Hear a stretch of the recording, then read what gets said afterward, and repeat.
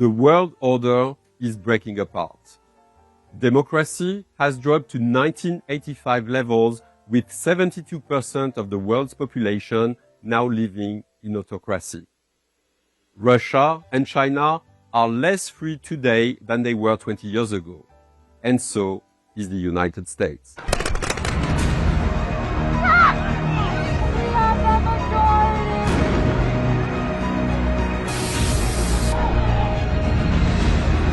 Democratic ideals are crucial to represent the will of the people and keep power in check.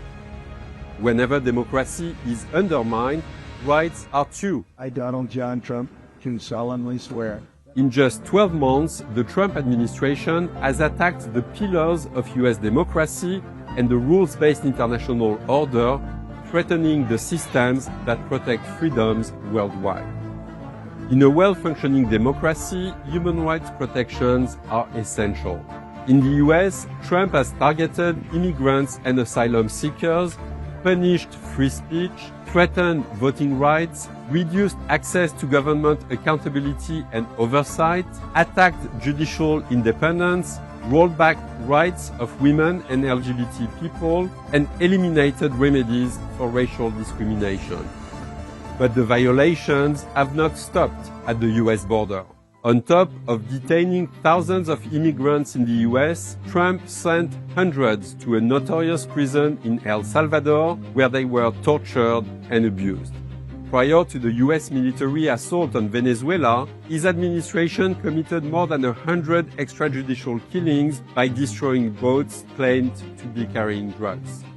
After US military forces took President Nicolas Maduro into custody, Trump turned the country's government over to Maduro's deputy, risking a new human rights disaster.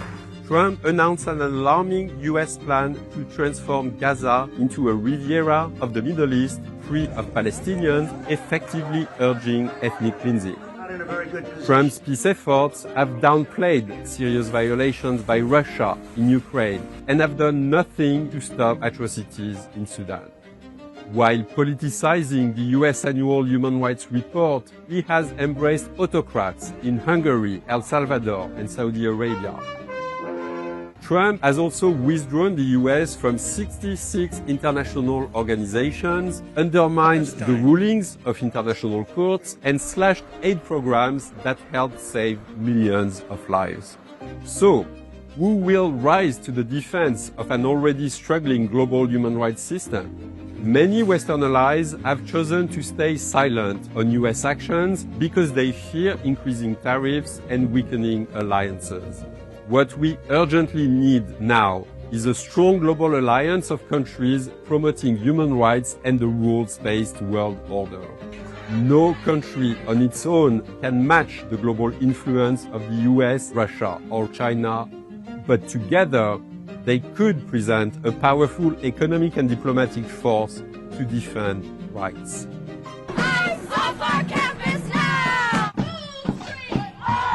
Civil society can play a crucial role in mobilizing people and governments to work together to resist rights violations despite Trump's attacks on non-governmental organizations. What do we do? Stand up, fight back! Breaking the authoritarian wave and standing up for human rights is a generational challenge. In 2026, the fight for the future of human rights will play out most sharply in the US, with consequences for the rest of the world. We've already seen Gen Z protests rock governments in Nepal, Morocco, and Bangladesh. These actions show the power of protest to hold abusive governments to account. Harnessing that same determination will help us survive in a world in which human rights are under continual assault.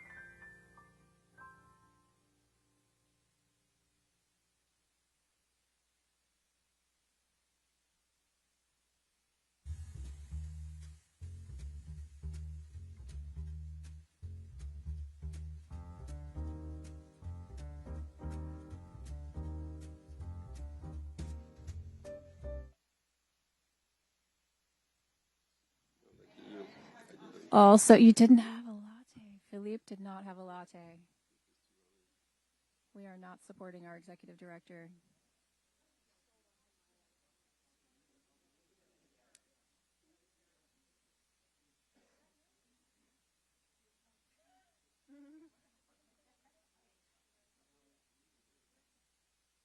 Yeah, sure. So I don't know what to say now. We're this is awkward. There's Jim Warmington. Hi. Oh, counting. What should I count by threes? 1, 4, 7. Good.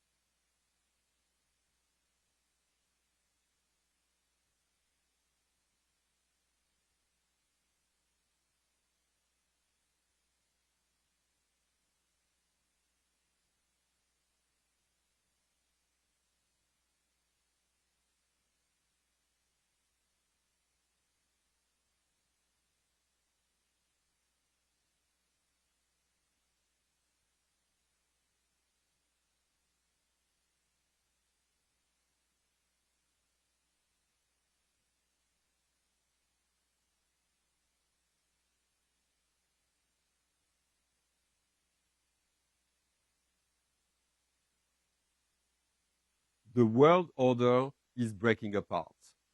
Democracy has dropped to 1985 levels, with 72% of the world's population now living in autocracy.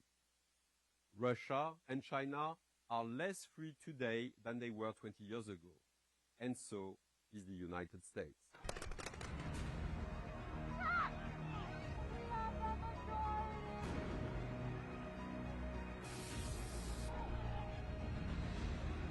Democratic ideals are crucial to represent the will of the people and keep power in check. Whenever democracy is undermined, rights are too. I, Donald John Trump, can solemnly swear. In just 12 months, the Trump administration has attacked the pillars of US democracy and the rules-based international order, threatening the systems that protect freedoms worldwide. In a well-functioning democracy, human rights protections are essential. In the US, Trump has targeted immigrants and asylum seekers, punished free speech, threatened voting rights, reduced access to government accountability and oversight, attacked judicial independence, rolled back rights of women and LGBT people, and eliminated remedies for racial discrimination. But the violations have not stopped at the US border. On top of detaining thousands of immigrants in the US, Trump sent hundreds to a notorious prison in El Salvador, where they were tortured and abused. Prior to the US military assault on Venezuela, his administration committed more than 100 extrajudicial killings by destroying boats claimed to be carrying drugs. After US military forces took President Nicolas Maduro into custody, Trump turned the country's government over to Maduro's deputy, risking a new human rights disaster. Trump announced an alarming US plan to transform Gaza into a Riviera of the Middle East free of Palestinians, effectively urging ethnic cleansing.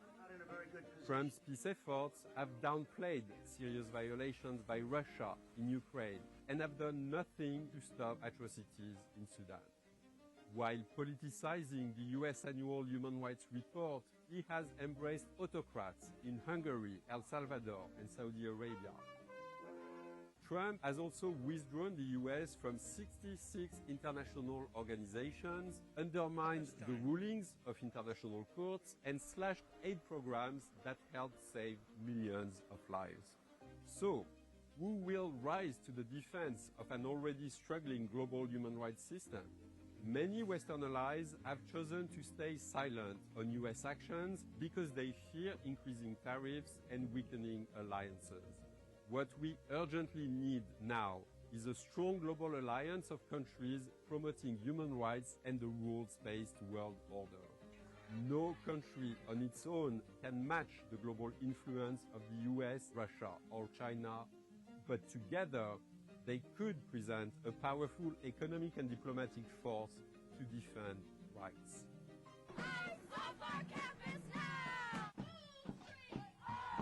Civil society can play a crucial role in mobilizing people and governments to work together to resist rights violations despite Trump's attacks on non-governmental organizations. What do we do? Stand up, fight back! Breaking the authoritarian wave and standing up for human rights is a generational challenge. In 2026, the fight for the future of human rights will play out most sharply in the US, with consequences for the rest of the world. We've already seen Gen Z protests rock governments in Nepal, Morocco, and Bangladesh. These actions show the power of protest to hold abusive governments to account. Harnessing that same determination will help us survive in a world in which human rights are under continual assault.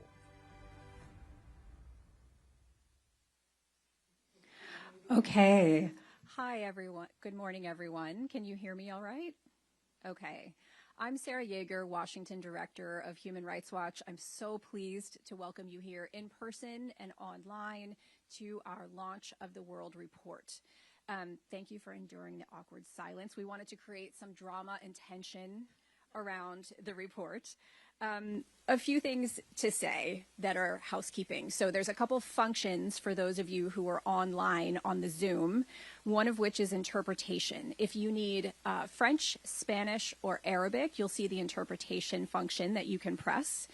And after we have some short presentations, we're going to do a question and answer. You'll see the Q&A function. You can ask questions there.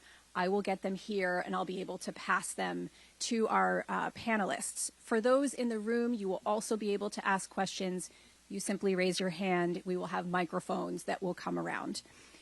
If you need a transcript or audio of today's event, you can talk to any one of us in the room or email hrwpress, P-R-E-S-S, at hrw.org. I want to say a quick word about why this report is so important in this moment. When President Trump took away foreign aid around the world last year, he decimated nonprofits that are reporting and monitoring and documenting human rights abuses around the world.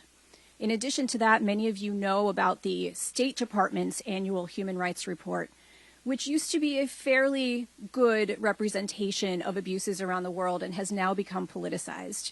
That is why I am so proud to sit here today with my colleagues and put out this World Report, which is our annual reporting on human rights abuses around the world. And now let's get to it. So I have to my right, Philippe Bolapillon, who is our new executive director. Over to my left, I have Juan Papier, who is our Deputy Americas Director. Also to my left, I have Mausi Segun, who is our Director of the Africa Division. And over to my far right, Yulia Gorbanova, who is our Senior Ukraine Researcher. And I'll pass it to Philippe first for some opening remarks.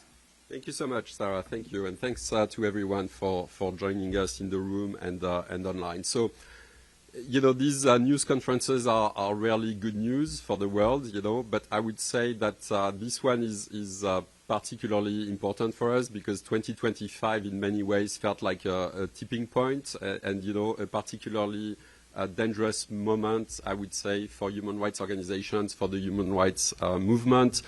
We feel that over the last year, human rights have been under attack. That's the project of human rights itself is in peril in some ways, and that we are at least, these days at risk of losing ground. So this is a bit what I want to cover, but also how we are planning on fighting back. So first, the environment, very hostile for human rights. I would say almost a perfect storm of several factors that are combining together to create this dangerous moment for us. One of them is a long-term element. It didn't wait for the Trump administration to come back in power, and that's what experts call the democratic recession. The fact that in the world for the last 20 years, democracy has been receding steadily. And every time democracy recedes, it's bad for human rights. It's bad for the full range of human rights. So we've had like an adverse environment, I would say, for the last 20 years with, many countries becoming less free. China is less free today than 20 years ago. Russia is less free. India is less democratic. The US is less democratic. It's a global factor. The second one, which is also extremely dangerous and a sort of strategic issue for the human rights movement, is the rise of China and Russia as illiberal forces around the world.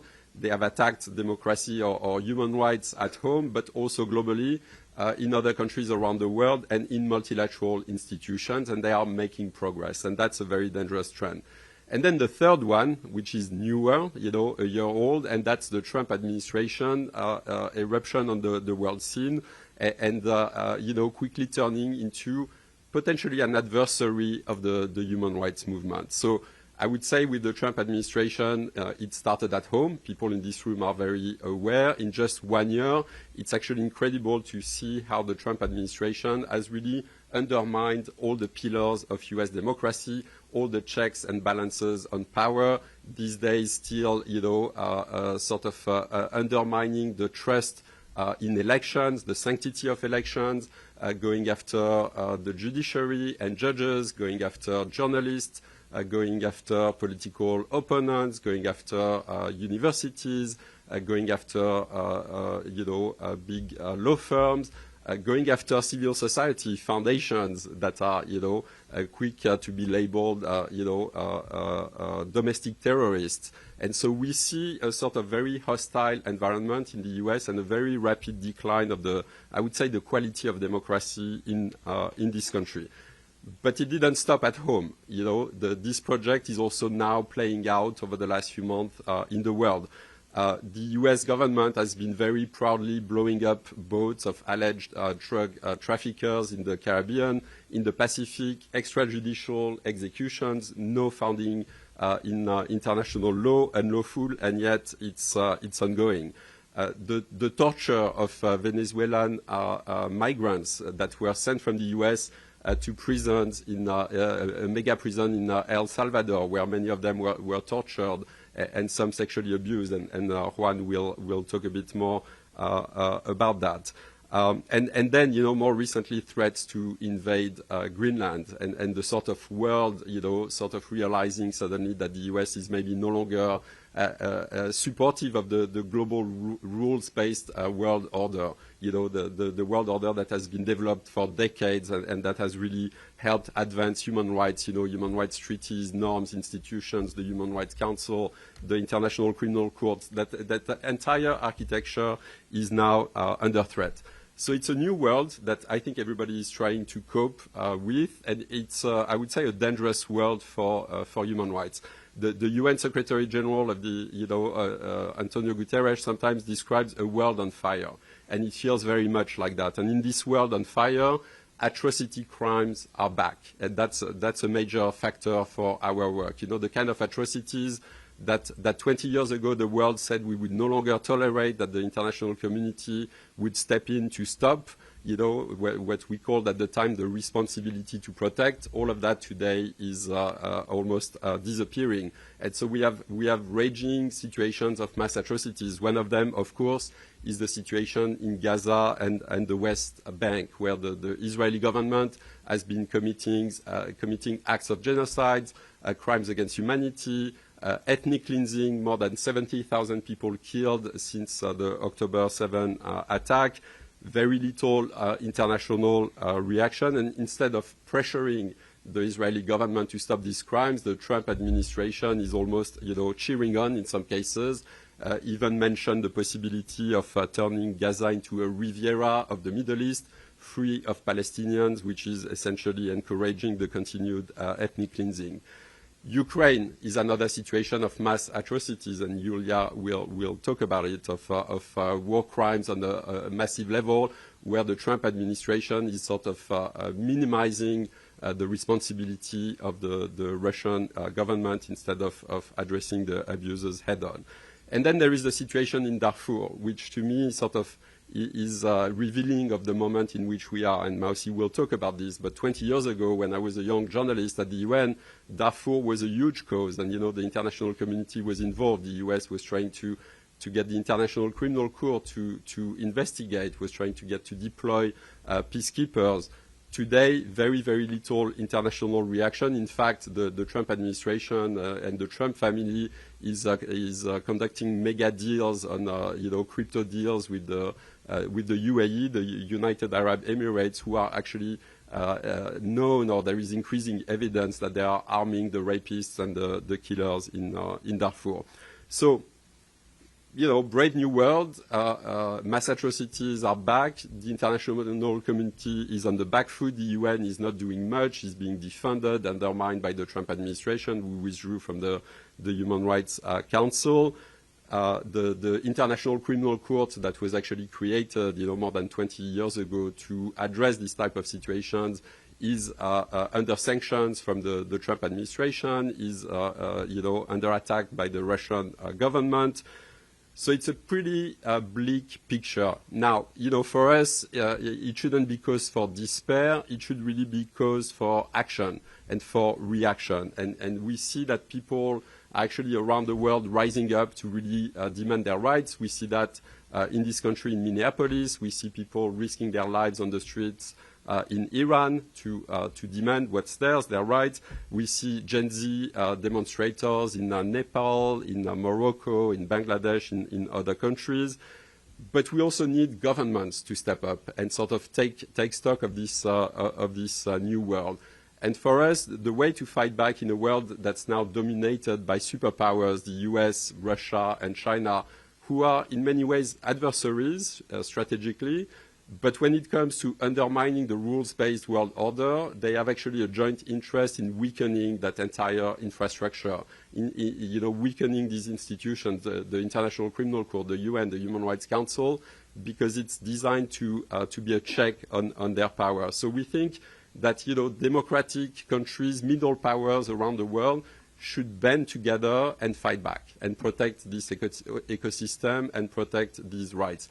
But to be effective, it shouldn't be sort of short-term alliances. It should be an alliance that's really glued around values, around common respect for democracy, common respect for human rights. And that's the only way it will be durable and powerful. You could think about countries like Canada. The Prime Minister of Canada made a very well-received speech at the World Economic Forum, sort of capturing the mood of the moment and calling on democratic countries to come together and form an alliance to protect the rules-based world order. There are many other countries that could join an effort like that, middle powers, of course, in the European Union, but also in the global south. South Africa, Brazil would be good candidates to do that. Japan, South Korea, Australia, the UK. So if all of these countries were to band together, they can provide benefits for one another in terms of trade, resisting tariffs. They can also protect each other through defense, and they have a big voting power, diplomatic power in international institutions at the Human Rights Council, the UN General Assembly. So, 2025 was the tipping point, potentially a bad year for human rights and democracy, but we are actually hopeful that 2026 could be the year of resistance and could be the year where the world fights back. Thank you, Philippe. Juan, over to you. Thank you, Sarah. As we have seen, the Trump administration has revived the 19th century Monroe Doctrine. And in doing so, the influence of the United States over Latin America has been undeniable. And it has been undeniably, by and large, negative for human rights and democracy across the hemisphere. In 2025, we saw Latin American governments violate the rights of migrants and asylum seekers at the behest of the Trump administration. Costa Rica and Panama arbitrarily detain Afghan women fleeing the Taliban, Iranian asylum seekers, Russian dissidents, and others who had been deported by the Trump administration. And El Salvador systematically tortured and sometimes sexually abused Venezuelan migrants deported by Trump. We have also seen governments in Latin America use Trump's policies and rhetoric as cover to violate the rights of their own nationals. As the Trump administration executes alleged drug traffickers at sea, several governments in the region have suspended rights, and Ecuador and El Salvador have continued their campaign of arbitrary arrests. And as the Trump administration gutted foreign aid for human rights groups and media outlets, governments like Peru, Ecuador, and El Salvador passed legislation to arbitrarily shut down these media and human rights organizations. And El Salvador increased repression against critics, including with the arrest of the prominent human rights lawyer Ruth Lopez. In the meantime, the long-standing human rights problems of Latin America remain poorly addressed. Organized crime continues to be a major threat for human rights across the continent, with Haiti being the most extreme case, as criminal groups control 90% of the capital of Port-au-Prince and have killed thousands of people and committed multiple massacres. Democratic backsliding has continued, with Mexico cynically using elections to dismantle judicial independence. Instead of creating a more democratic and efficient justice system, Mexico is creating a justice system that is only loyal to the governing party, to Morena. And importantly, the dictatorships in Cuba, Venezuela, and Nicaragua continue to repress virtually all forms of dissent, arresting hundreds of critics and forcing many into exile. We welcome the release of approximately 350 political prisoners in Venezuela, but 700 others remain behind bars. And we have yet to see the administration of now interim President Delcy Rodriguez take any meaningful steps towards a democratic transition. We believe that following the brazen assault on Venezuela on January 3rd, the Trump administration risks helping consolidate an authoritarian government in Venezuela only to serve American business and political interests. This situation in Latin America, the human rights situation in Latin America, is dire, but it's not inevitable. We are still seeing brave human rights defenders and journalists defending democracy, exposing corruption, exposing abuse of power, and they often do so at grave risk. Latin Americans have no reason to accept these long-standing human rights problems or the abusive policies influenced or sometimes imposed by Trump. Regardless of who sits in the White House, we want to see Latin American governments take responsibility to defend democracy and make sure it delivers for their people. Thank you. Thank you, Juan. I'm going to turn to Mausi now to look at the continent of Africa. Human rights in Africa, once again, is on a downward trend. And I would start with the crisis situation we have on the continent, with Sudan, where with over 1,000 days of fighting, what we are seeing, the crisis we're seeing in Sudan is of staggering proportion. It has more than 13 million people displaced, the world's largest humanitarian crisis as we speak. The forces of the Sudan Armed Forces and its rival, the Rapid Support Forces, have killed thousands of people in mass attacks. They have gang raped and raped individual women and girls. And the RSF in particular has been carrying out a campaign of ethnic cleansing. Now, the United States government, the Biden administration, to be clear, in January 2025, accused the RSF of carrying out genocide of non-Arab speaking people in Darfur. Now, following that accusation, the U.S. the Trump administration in the U.S. has made very little progress in addressing this crisis in Sudan. It has instead focused on mediating a ceasefire. This attempt has been ongoing for the past 1 year. It is using the platform of what is called the Quad of a number of countries, 4 countries, including the United States itself, Saudi Arabia, United Arab Emirates, and Egypt. The problem with that is that the United Arab Emirates, as Philip mentioned, is not just in support of one side of the fighting. It is actively funding and supplying arms to the RSF, which is carrying out atrocities and this ethnic cleansing, as I mentioned. Now, this supply of arms and its engagement in the fighting in Darfur in particular is a violation of the UN Security Council embargo on arms in Darfur, which we're hoping would extend to the rest of the country. Now, that without the support of the United Arab Emirates, the RSF would not have been able to continue to commit these atrocities and to seize control of all of Darfur, with the most recent example being the brutal takeover of El Fasher, the capital of North Darfur, in October. Now, the other crisis where the U.S. has been engaged in Africa is the conflict going on in Eastern DRC between the forces of the government and a rebel group called the M23. Now, M23 and the government of the forces of the government of the DRC have been carrying out their own atrocities and war crimes, including massive killings of thousands of people, forced displacement, forced recruitment, including of children.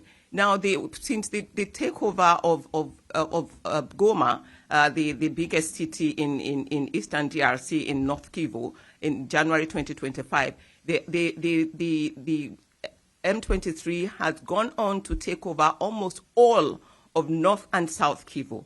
Again, it would not have been able to do this on its own if not for the active support, and by support I mean direct supervision, training of recruits, and the supply of advanced military equipment by the Rwandan government next door.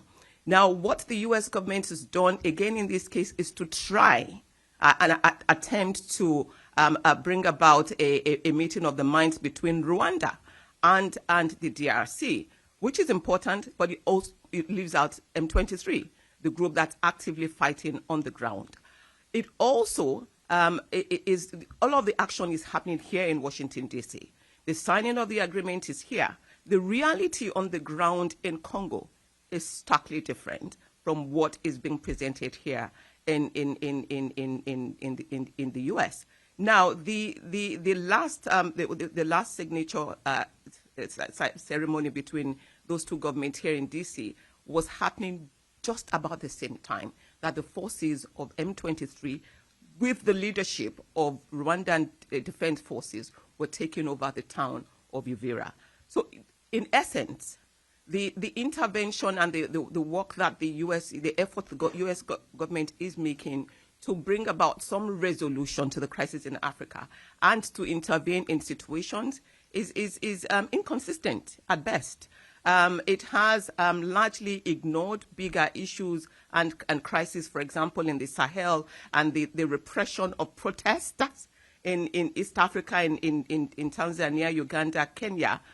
But it has a very narrow focus and picked up really restricted and controversial issues like granting asylum to white South African farmers in the U.S., intervening through airstrikes in Nigeria to protect Nigerian Christians from a so-called genocide.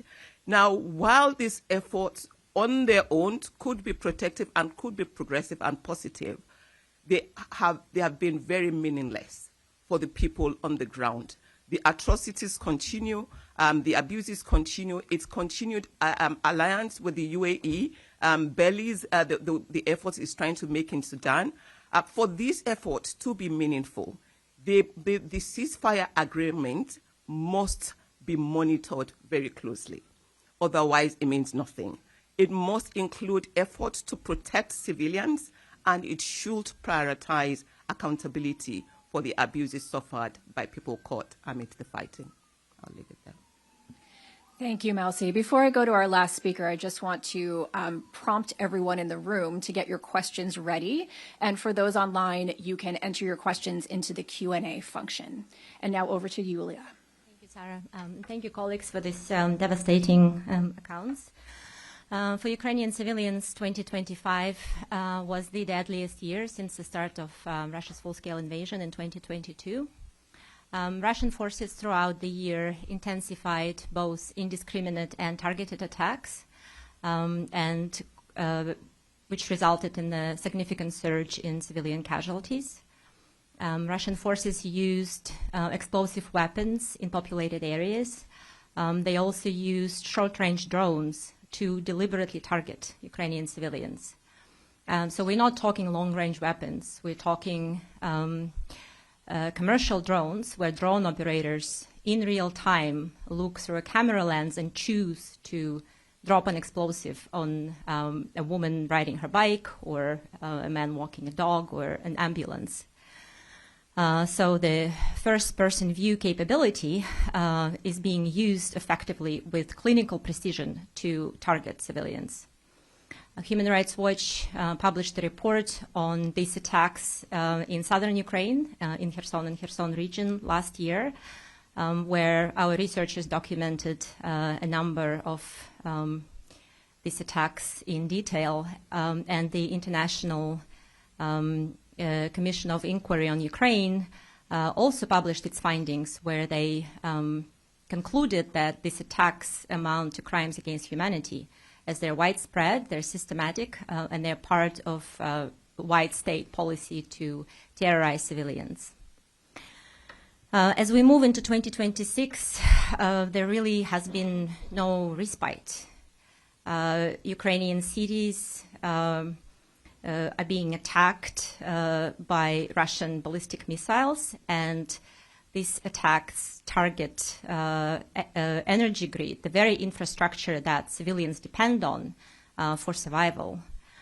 At present, over 1 million Ukrainians across the country have interrupted access or no access in some places to electricity, heat, water in sub-zero temperatures. So women with young children, people with disabilities, older people are trapped in freezing apartments. And this latest wave of attacks on energy infrastructure, which started in October, has been going on for months now, seems designed to terrorize civilians. And if so, it is a grave violation of international law. Because if you target energy grid in January, this is not about hitting military targets. This is hitting grandmother in a high-rise that cannot use the elevator or warm up her food. And beyond the front lines, millions of Ukrainians remain displaced. They're struggling to access basic services. in occupied areas, Russia-occupied areas, we continue to see Russian authorities' efforts to erase Ukrainian identity, culture, language, including by imposing Russian as the only language of instruction in schools, by imposing Russian curriculum, by banning kids from studying in Ukrainian, even online. Russian authorities, occupying authorities, use threats and restrict employment, healthcare, freedom of movement to coerce Ukrainian residents in these areas to obtain Russian passports. Russian authorities also continue to conscript Ukrainians into Russian armed forces, which is a war crime. And human rights situation in Russia-occupied Crimea remains very dire. Russian authorities continue to hold thousands of Ukrainian prisoners of war and conflict-related civilian detainees in horrendous conditions, subjecting them to torture and ill treatment, and their immediate and unconditional release should be an absolute priority for any peace talks going forward. It should be at the center of these talks, because the conditions that these people are being held in mean that any day, every day could be their last. As peace negotiations progress or not progress, it's difficult to say these days. Throughout last year, we heard less and less the mention of justice and accountability. That's disturbing. And in the peace plan that was proposed in October of last year, there was a provision granting amnesty for acts committed during this war. This is not permitted by international law, and justice and accountability cannot be compromised. They cannot be sidelined, because without justice for victims of this war, for their families, there will not be a sustainable peace. It's not possible to achieve sustainable peace without that. Thank you. Thank you, Yulia. Let's go to questions. So again, you can use the online Q&A function to ask a question. I will get them up here. You can raise your hand in the audience. Please identify yourself by name and by outlet. We have mics that can come around. You can see that we have deep expertise up here around the world and on the panel. We also have experts in the audience. So we have John Sifton and others from the Asia division.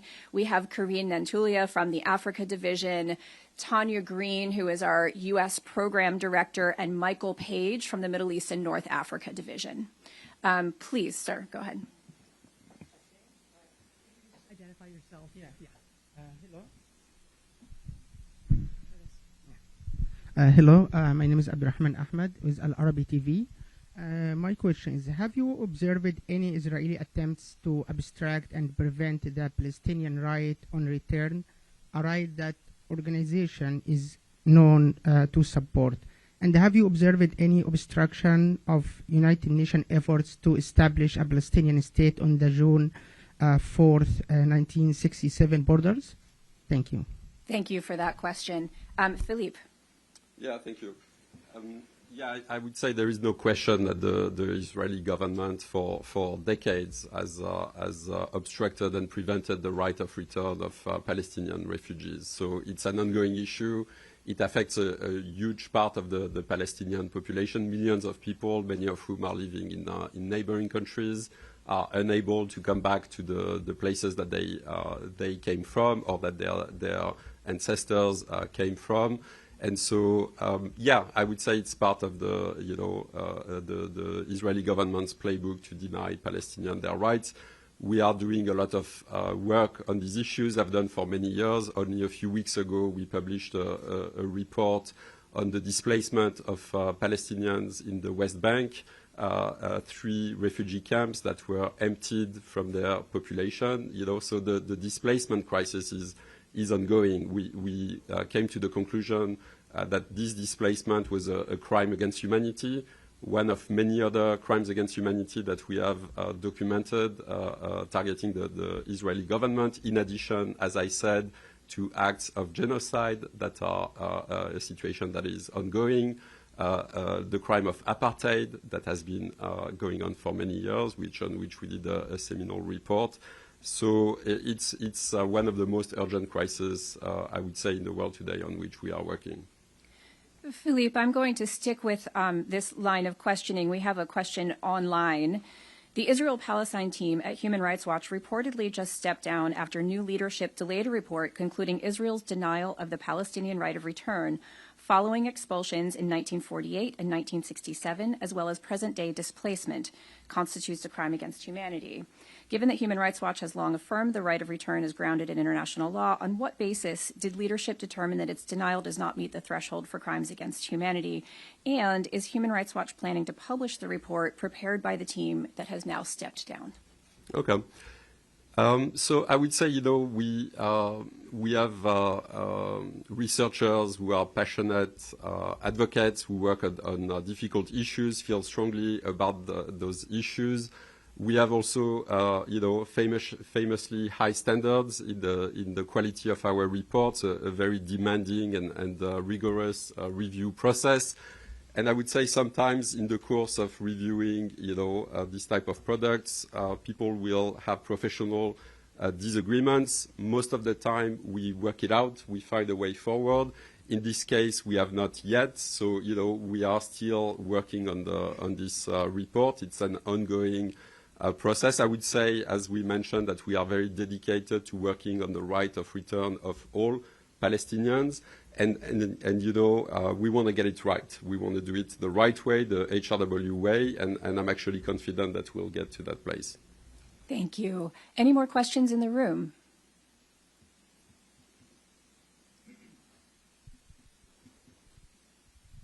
Thank you. Michael Lavers with the Washington Blade. Thank you for having us here today.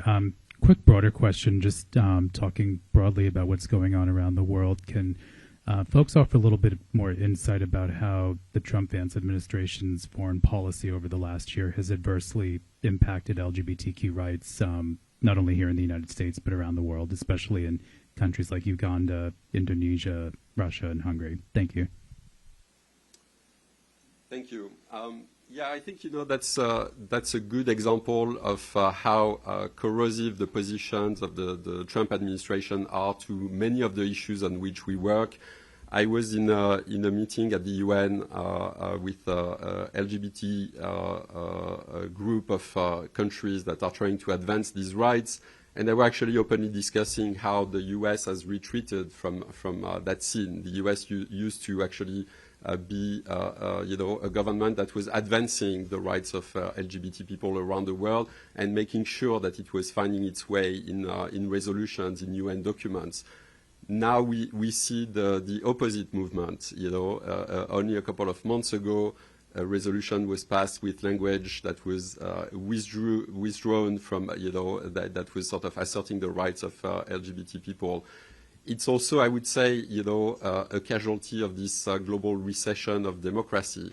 Whenever, many countries experience illiberal forces, a democratic decline, and attacking LGBT populations is almost always part of the playbook. We've seen that in Hungary. We see that in the US today. We've seen it in Turkey. We've seen it in Russia. When democracy is retreating, it's the rights of everyone, the LGBT people, women, people with disability, racial minorities, ethnic minorities, religious minorities. So it's actually a really good example of how this global retreat from the US as an actor that used to be very imperfectly, with a lot of double standards, but used to be part of this global effort to advance rights and norms for everyone. And now not only has retreated, which many people, expected, but in fact is now working against it, is working to undermine the system, is working to undermine at times the very idea of human rights. And so that's definitely something we are acutely aware of and that we are pushing back against. Let me also briefly note that LGBTQ rights are not just a casualty of the Trump foreign policy. It is the intent of the Trump foreign policy. So this administration, very much like excuse me, China and Russia have been doing for decades is trying to redefine human rights around the world to be conditional, for entire groups of people to be left out of them. And that is really worrisome, especially when they are trying to change UN texts, changing security agreements, changing human rights agreements with other countries, Uganda included. Let's do, yes, Minky has another question over there. Yeah, sorry about that. Gary Fields from AP. So looking at Gaza, Darfur, Ukraine, where do the collective changes in U.S. policies in 2025 kind of rate in terms of who's the biggest violator of human rights on this planet right now? Good question. Philippe. Sorry, I didn't catch the end of the question. Who's the biggest violator of human rights when you collectively look at what the report says, what your own report actually said about what the U.S. has been doing, as opposed to, I mean, obviously we've got Gaza, we've got Darfur, we've got Ukraine. So where's the U.S. kind of rate in this? Who's the person that you look at first? Yeah, thank you for this. So, usually we sort of abstain from these ranking countries according to the severity of their human rights violations. There are many ways on which you can look at it. There is no question that, a government like China's is violating rights on a massive scale with the Uyghur populations in Tibet, but also, empowering and supporting autocratic governments around the world. So we look at big trends. I would say that over the last year, the U.S. retreat from the global rules-based world order and the U.S. effort to undermine the system pose a unique threat. It doesn't mean that the U.S. is the biggest human rights violator. The U.S. society and democratic institutions are still strong. They are certainly under stress. They are under attack, but they could resist. And, the U.S. is still a country in which you have a free press, a political opposition, a vibrant civil society. You could not say that of many, many other countries around the world. In fact, almost 75% of the world population is living in autocracy. So I wouldn't, rank which is the worst country on human rights, but I would say that over the last year, the Trump administration turning against the international rules-based world order has been extremely corrosive to the very idea of human rights and to the human rights movement. Let me go to a question online. This is a two-part question. I'm going to turn the first part over to Minky Warden and the second part to Michael Page. Minky, can we get a comment on the U.S.'s suitability to co-host the 2026 World Cup under the current administration? And Michael, can we get a comment on Iranian football players and athletes facing imprisonment, torture, and death sentences in the country? Hi, I'm Minky Warden. I oversee our work on sport and human rights. So the question is about the U.S., Canada, and Mexico hosting the World Cup, which the U.S., Canada, and Mexico hosting the World Cup, which begins June 11 this year. The United States committed to a human rights framework on the basis of hosting this World Cup back in 2018. So far, the evidence is that the Trump administration is not upholding this framework. The world is not welcome at the World Cup. There is a visa ban that is in place for dozens of countries, and with the ICE killings in Minnesota and the detentions, Human Rights Watch has a new report that documents that more than 90,000 people have been deported from the 11 World Cup host cities in the United States. So that's obviously not a trend going in the correct direction for the World Cup, and it's very important that fans, who are fans, players, journalists, and others, the World Cup does not happen without them. So it'll be very important that fans and others speak out about the human rights violations in the U.S. and other countries and be heard between now and June 11. Thank you. Michael, athletes in Iran. Hi, thank you very much. Michael Page, Deputy MENA Director at Human Rights Watch. It's a hard question to answer on athletes. I mean, what we've documented so far in Iran is mass killings that the Iranian authorities have perpetrated across the country. The number is in the thousands, and it's still something that we're actively documenting. Those protests essentially included people from all walks of life, musicians, actors, laborers, and athletes. And in the past, athletes, musicians, other prominent figures have been directly intimidated, threatened, imprisoned by Iranian authorities. They've faced the death penalty. So I would just say it's something that we are actively investigating now, and unfortunately the scale of violations is so immense is that I think that what we'll be seeing in the coming weeks and months is more documentation of mass killings and individuals. Thank you. Thank you. Let's go back to the room. Questions in the room? Yes, sir. Okay. So thank you, Anas Al-Sabbar with Al Jazeera. I wanted to ask, how has your presence in the occupied Palestinian territories been affected after October 7 when it comes to getting information from there, and also being used as a reference from the decision maker level, whether in Israel or Palestinian Authority? Have you seen any changes, especially some claims say that your data is being cherry-picked by those who make decisions when it's on their side? They consider you very reasonable organizations, but when it's against them, they decline whatever comes in your reports. Thank you. Thank you. Philippe, do you want to take that one? Yeah, I mean, the work is increasingly difficult, especially in Gaza. Obviously, like the Israeli government is keeping outside observers out of Gaza on design. They don't want witness for the atrocities that are being committed there. So I would say the work is really challenging. I don't know in how much detail I want to go into that. We want to preserve our ability to report and do the hard, human rights work that we are doing. But I would say that to me, the intentions of the Israeli governments are quite clear. They do not want outside witnesses, objective witnesses, and I would say it's a trend that we see in many other countries. When you're committing very serious, massive human rights violations, you don't want the world to know. You don't want organizations like ours to operate freely. It's happening in Iran these days with an internet blackout that's making the work of verifying the violations very difficult. And I would say it's a global trend, sadly. As I mentioned, as democracy is retreating around the world, the places in which we can operate freely are shrinking.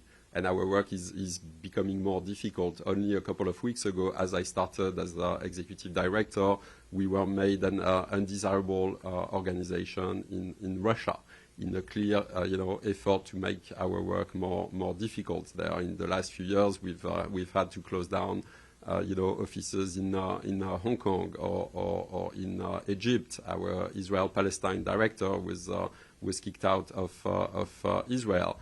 So, the world in which we and other human rights organizations operate freely is becoming smaller, which is why I think the call to action is important there. If we don't protect this system and that space, it could one day disappear.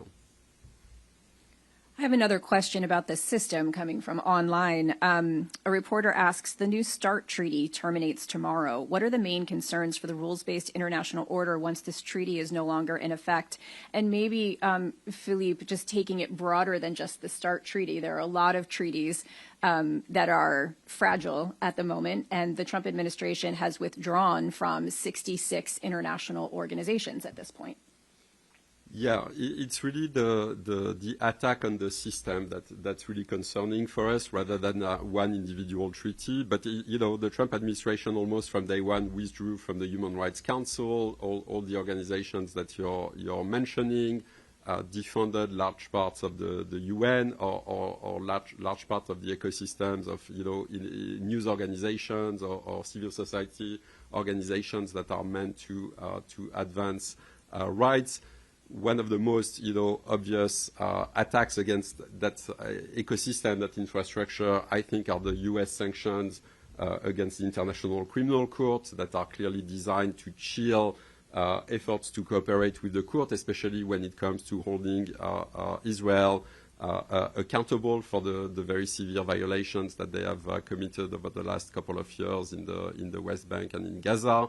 the court issued an arrest warrant against Israeli Prime Minister Benjamin Netanyahu, and a lot of these sanctions seem to be designed to prevent organizations like ours, but other countries, civil society, from actually cooperating with this arrest warrant. So over the last year, to me, it's one of the most concerning trends in the world, and it seems to be accelerating in the last couple of months. Thank you. Other questions in the room? Yes. Thank you so much. Benjamin Alvarez from Deutsche Welle. I have a follow-up question on the report that was polled, that was accusing Israel of committing crimes against humanity in this denial of Palestinian refugees' rights of return. You briefly mentioned it, made it sound like it's just a difference of opinion, but the former head of Israel and Palestine that resigned, he said this was finalized, 7-month in review, signed off. 5 different specialists, program office, law and police officers looked into it, coded to the website, translated. There was a press release. It was drafted, vetted, and partners were briefed. What needs to be done with this report that you said it still needs some further analysis and further review, because it seemed like it was pulled once it was actually ready to be published? Yeah. Thank you for this. So, until a report is published, it's still subjected to reviews. We want to make sure that anything we put out in the world is rock solid, will have the impact that we want, is up to our organizational standards, which, as I mentioned, are quite demanding. That's why we have the reputation that we have and the ability to impact human rights violations around the world. So that's our most precious asset. And it's an asset that we do everything to protect.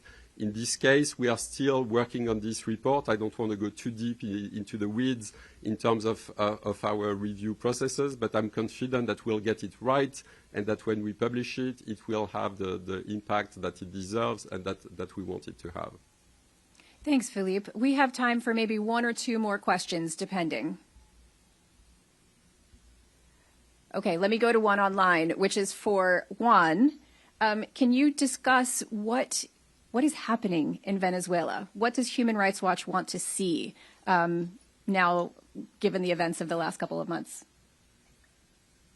We want to see a free and democratic Venezuela, where Venezuelans are allowed to freely and fairly elect their leaders and decide how their natural resources are being used. We welcome the release of 300 political prisoners, but too many political prisoners still remain behind bars. Freddy Superlano remains behind bars, Perkins Rocha remains behind bars, Nahuel Gallo remains behind bars, Jesus Armas remains behind bars, and many others. We want to see the dismantling of the repressive apparatus that is still in place in Venezuela that makes it impossible for Venezuelans to exercise their freedom to expression, their freedom of association. These are all necessary steps to the democratization of the country, including the reestablishment of judicial independence, of separation of powers. We are very focused on the rights of Venezuelans, on making sure that there is a transition to democracy, and so far, sadly, we have not seen meaningful indications that that's the direction the country is heading. Thank you. Any questions in the room? Yes, last question. Hi, my name is Lok Darji from The Guardian. Trump administration is deporting a lot of refugees, rendering stateless right away, which is the violations of human rights.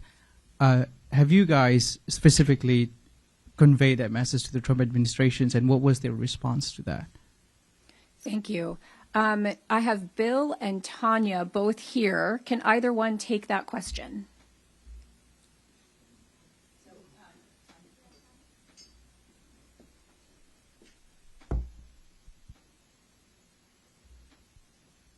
Tanya Green, the U.S. Program Director. I need you to repeat the question because it seemed pretty specific. I want to make sure I answer directly. Okay, so the Trump administration has been deporting a lot of refugees that render them stateless right away, which is the utter violations of human rights. Has there been any communications between Human Rights Watch to the Trump administration specifically, and what has been the response to that? Thank you. We've done quite a bit of work on the deportations that have happened over the first year of the second term of the Trump administration, and we've made specific demands and recommendations of the various agencies and entities that are part of the Trump administration. If Bill has more specific to this question, we can add it.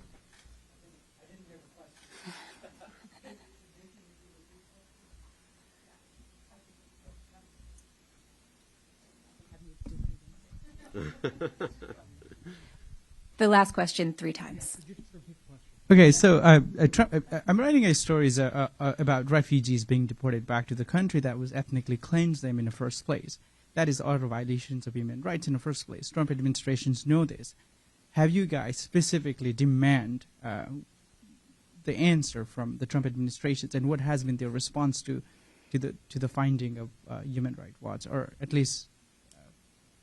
Well, I mean, the Convention Against Torture is, Convention Against, I'm Bill Freilich, the Director of the Refugee and Migrant Rights Division. It's a categorical prohibition to return anyone to a country that commits torture. On that, we have a categorical objection. What we've seen in the Trump administration has been a lot of the transfers of people to third countries to which they have no connection whatsoever, sometimes to evade the prohibition on returning people to the countries of origin where they would be tortured, but in doing so, they also have not screened people for protection concerns in the countries to which they're sending them. So people have been sent to Eswatini, to maximum security prison, to the Secot prison in El Salvador, the Venezuelans we mentioned earlier, 252 that were sent there. And we have done multiple reports on the transfers to Guantanamo, to El Salvador. I researched and wrote the report on the third country transfers to Panama and Costa Rica. And we're continuing to monitor and to respond in the case-by-case transfers of people to these third countries. Of course, the next question that you broached from your question is returning people directly to countries where they would fear persecution. This just came up yesterday with the Trump administration having announced the termination of temporary protected status for Haitians. And there was a district court ruling, as you probably know, that paused that termination of temporary protected status.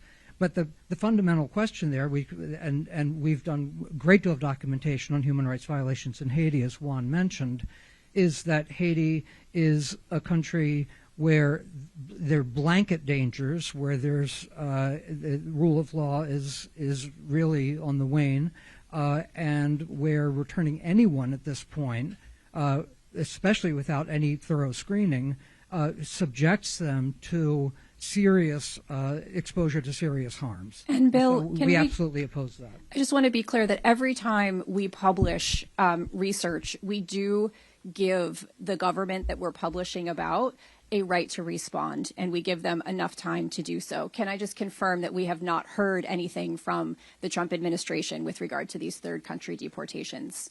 Right, we have not heard a response. Thank you all so much for coming. Thank you for your questions. I know this was a very bleak picture of human rights in 2025. Again, if you need a transcript or an audio recording, hrwpress@hrw.org, and our experts will stick around here in the room for those of you in person to talk further. Thank you again.